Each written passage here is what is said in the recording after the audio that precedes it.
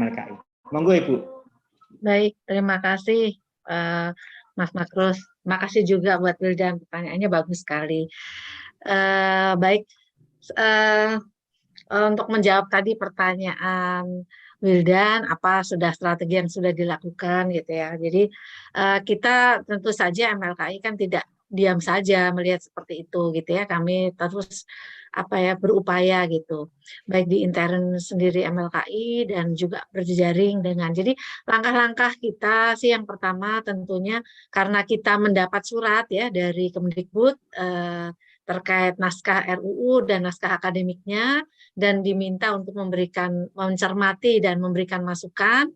Tentu saja kami dari MLKI kemudian mengkaji juga gitu ya, mengkaji dari naskah RUU Sikdiknas ini. Kemudian apa yang kami rasa perlu kami masukkan ya, berikan masukan terhadap RUU tersebut gitu. Dan tentunya juga ketika memberikan masukan itu mempunyai dasar-dasar. Jadi kami sudah berapat juga di MLKI untuk menyusun itu dan akan mungkin besok kita mengirimkan ke kementerian ya untuk secara fisik suratnya akan kita kirim ke sana karena walaupun kementerian juga menyediakan secara online tapi kan kami rasa lebih pas karena kami disurati juga secara tertulis, kami juga mengirimkannya secara tertulis kepada kementerian. Kemudian yang kedua, kami juga sudah melakukan komunikasi-komunikasi politik ya mungkin ya, dengan beberapa partai gitu, kemudian ke fraksi fraksi Komisi 10 ya, Komisi 10 dari DPR gitu karena pembahasan RUU Sikdiknas ini ada di Komisi 10. Jadi kami akan melayangkan surat ke sana dan minta waktu untuk bisa beraudensi untuk menyampaikan apa yang kami inginkan atau kita harapkan terhadap RUU Sikdiknas ini gitu. Kemudian jadi kita memang akan mungkin pendekatan ke beberapa partai nasionalis lah ya untuk bisa membantu gitu nanti ketika pembahasan di sana. Tapi pada intinya karena ini inisiatif dari kementerian, tentunya kami juga dan kami juga ada di bawah pembinaan dari Kemendikbudristek. Jadi tentunya kami akan secara aktif gitu ya memberikan masukan-masukan ke kementerian. Selain juga kami menyampaikan ke DPR. Kemudian kami juga akan melakukan silaturahmi lah kepada lembaga-lembaga agama gitu, tokoh-tokoh agama untuk mungkin bisa memberikan saran-saran kepada kami atau bisa memberikan dukungan kepada kami terkait keberadaan pendidikan kepercayaan ini nanti di RUU Sikdiknas. Selain itu tentunya kami juga berjejaring dengan teman-teman SM gitu ya, yang memberikan perhatian kepada kepercayaan terhadap Tuhan Yang Maha Esa untuk mengawal RUU ini gitu.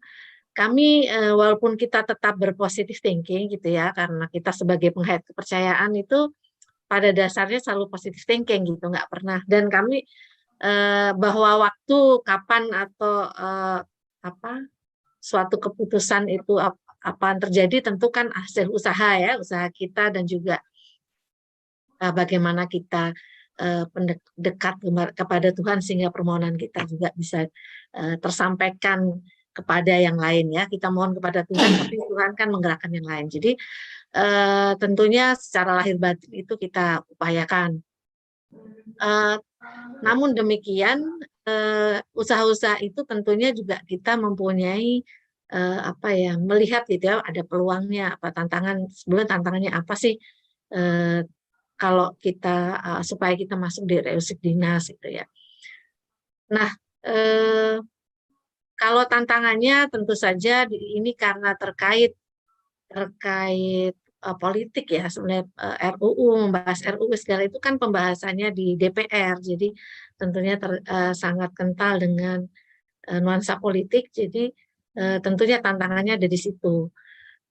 Tapi peluangnya kita sangat banyak gitu karena kita punya dasar banyak sekali untuk memasukkan pendidikan kepercayaan. Mungkin saya share sedikit boleh ya Mas ya? Mas Marco share screen ya. Bisa kan ya? Ya, silakan Ibu bisa. Ya. Silakan Bu, bisa Bu. Baik. Jadi ini saya besarkan deh. Jadi peluang ini saya ambil hanya poin-poin, ya banyak juga sih.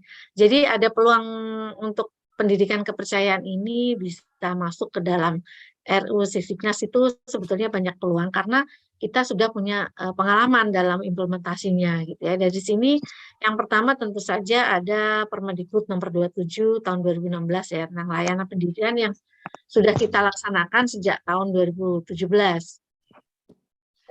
Kemudian juga peluang bahwa walaupun tadi Bu Rineke bilang belum ada di dalam sistem Dapodik, sebetulnya sudah ada Bu Rineke. Jadi kita itu sudah ada di dalam sistem Dapodik nasional.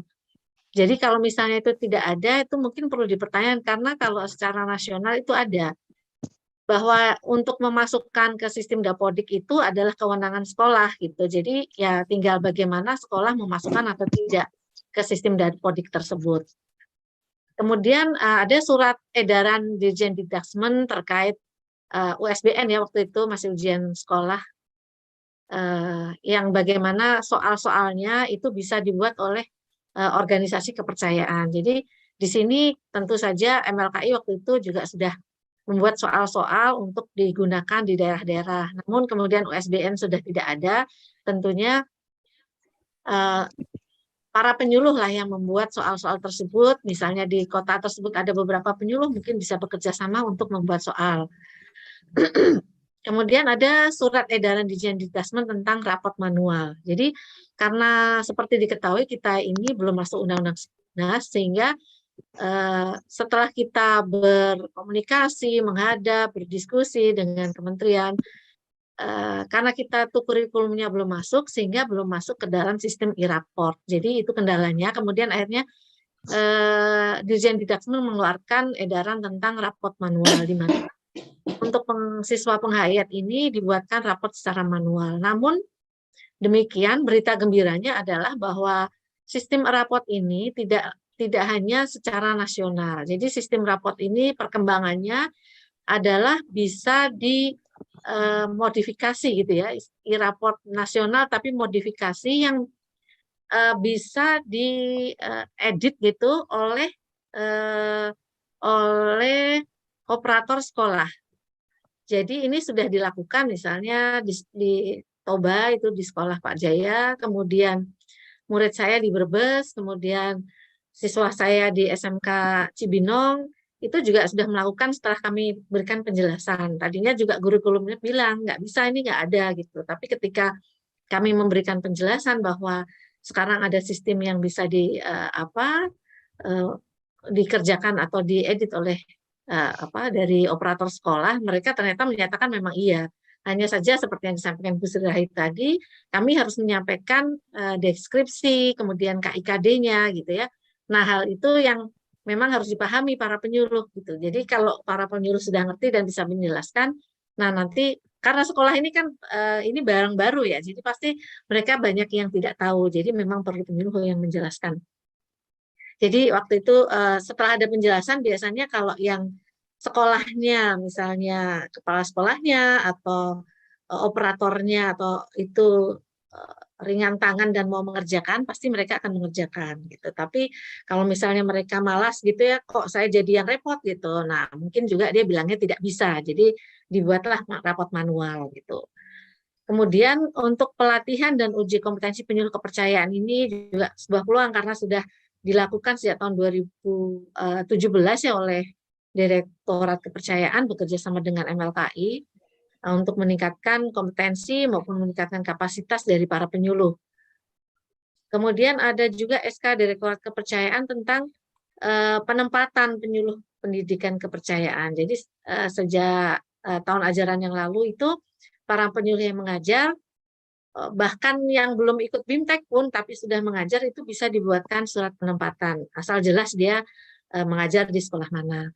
Kemudian ada juga SK Direktorat Kepercayaan tentang insentif penyuluh kepercayaan. Ini juga menguatkan bahwa ini kan sudah dilaksanakan. Kemudian yang selanjutnya ada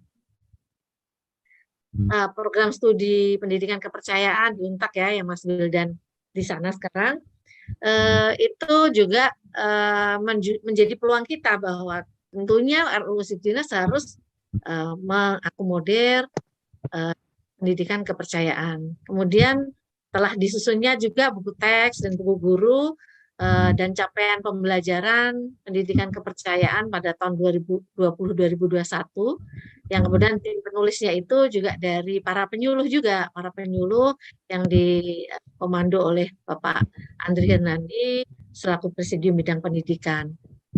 Nah, kemudian juga ada layanan mata kuliah kepercayaan di perguruan-perguruan tinggi saat ini juga sudah mulai banyak, seperti misalnya di UI, di ITB, gitu ya, IPB, kemudian di Unsud, di USU, gitu ya, sudah banyak perguruan negeri yang melaksanakan. Nah, saat ini kami sedang berupaya untuk universitas terbuka juga dapat memberikan layanan juga, karena banyak sebetulnya para penghayat kepercayaan ini yang kuliah di universitas terbuka.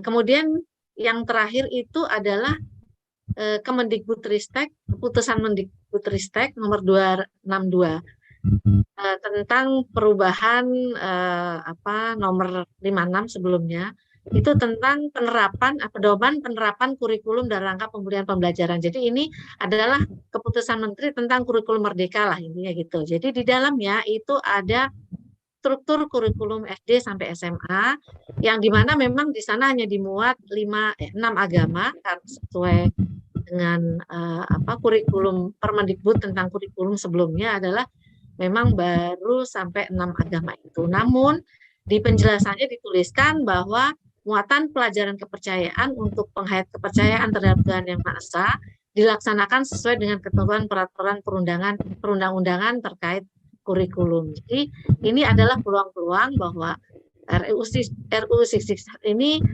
seharusnya memuat pendidikan kepercayaan terhadap Tuhan Yang Maha Esa. Namun demikian itu untuk peluang di RUU 66 ya. Kalau ini saya tambahkan sedikit sih, ini kalau ini ada tantangan, tapi tantangan terkait implementasinya ya, bukan terkait kalau terkait RUU Siddinas kan tantangannya di politik ya. Tapi kalau yang implementasi ini tadi yang seperti disampaikan oleh Bu Rineke, oleh Bu Sri Rahayu bahwa kurikulum pendidikan ini kan sekarang capaian ini kan belum masuk ya, belum ada Permendikbudnya. Jadi sekarang ini kalau kita terapkan kurikulum merdeka untuk pendidikan kepercayaan, kita belum punya kurikulum atau capaian pembelajaran yang sudah ditetapkan. Nah ini kami juga besok itu akan mengirimkan surat ke Kemendikbud terkait permohonan penetapan capaian pembelajaran pendidikan kepercayaan. Sebagai dasar kami nanti melaksanakan kurikulum merdeka. Kemudian juga ada bahwa pendidik kepercayaan kan belum masuk dalam sistem keguruan, sehingga tadi belum ada misalnya bagaimana sistem honor, gaji gitu kan belum ada, karena memang guru yang sesuai standar guru belum ada. Nah harapan kita ruang lingkup pendidik kepercayaan ini nanti bisa diperluas, sehingga nanti penyuluh kepercayaan itu bisa masuk dalam sistem keguruan. Kemudian juga nilai pendidikan kepercayaan belum masuk di raport. Nah ini juga terkait karena kita kurikulum kita itu belum ada Permendikbudnya. Harapannya nanti ketika capaian pembelajaran atau kurikulum pendidikan kepercayaan bisa ada ketetapan dari Mendikbud, nah itu bisa masuk dalam sistem di raport. Kemudian adanya dinas pendidikan ya yang memang masih setengah-setengah gitu ya, sekolah yang menerima masih ragu-ragu. Nah itu juga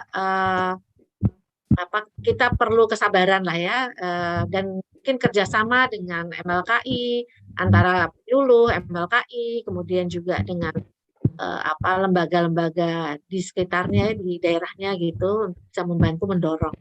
Kemudian belum terintegrasinya kebijakan implementasi pendidikan kepercayaan di perguruan tinggi. Jadi ini misalnya tadi sudah ada implementasi di perguruan tinggi, tapi kan belum otomatis gitu. Jadi masih kita harus minta, kita harus audensi, menjelaskan gitu. Nah kalau nanti sudah ada di RUU Siddinas, maka ini tentunya sudah terintegrasi bahwa ketika di jenjang Dikdasmen sudah ada pendidikan kepercayaan, tentunya di jenjang perguruan tinggi juga sudah tersedia pendidikan kepercayaan. mungkin itu ya kalau apa yang tadi ditanyakan oleh Mas Wildan, kalau saya tambahkan ini tambahan, tapi bahwa kita strateginya tadi sudah di awal saya sampaikan. Terima kasih Mas Markus.